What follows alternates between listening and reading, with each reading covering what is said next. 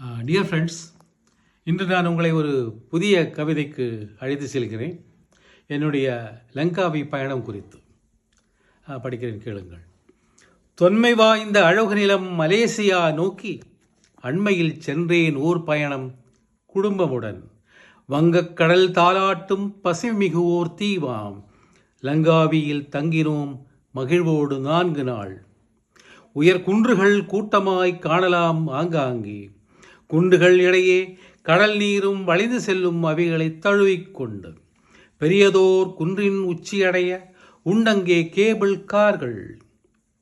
ஒன்றர்மின் ஒன்றாய்ச் செல்லும் இரும்பு கயிற்றில் தொங்கிக் கொண்டு கீழ்மட்டத்து கடல் பரப்பும் நிலப்பரப்பும் சூழ்ந்து காடும் மடற்காடுகளும் சிந்தைதனை குளிர வைக்கும்.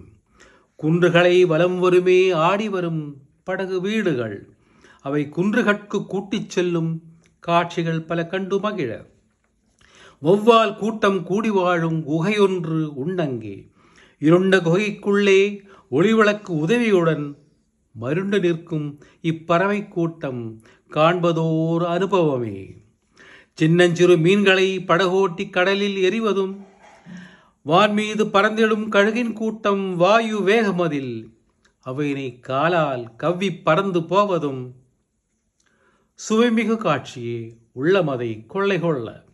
கடல் மீது படகோடு இணைந்து பறக்கும் பாராச்சூட்டுகள் உடல்வாகு கொண்டோர்க்கும் சிறார்கட்கும் பெரியதோர் கொண்டாட்டம். 660 மீட்டர் உயரமதில் அமைந்து கொண்டு ஆகாய பாலம் ஒன்று கண்டோம் அங்கே இரு குன்றிடையே. நடந்து காணும் பயணிகட்கு இதோர் நல்லதோர் பொழுதுபோக்கு. கழுகின் தீவென பெயர் கொண்ட இத்தீவில் கழுகிற்காய் வைத்துள்ளார் கம்பீர சிலை ஒன்று. கண்டுகளித்த காட்சியாவும் கூறிவிட்டேன் இங்கு உண்டங்கே இன்னும் பல சிந்தனைக்கு விருந்தாக.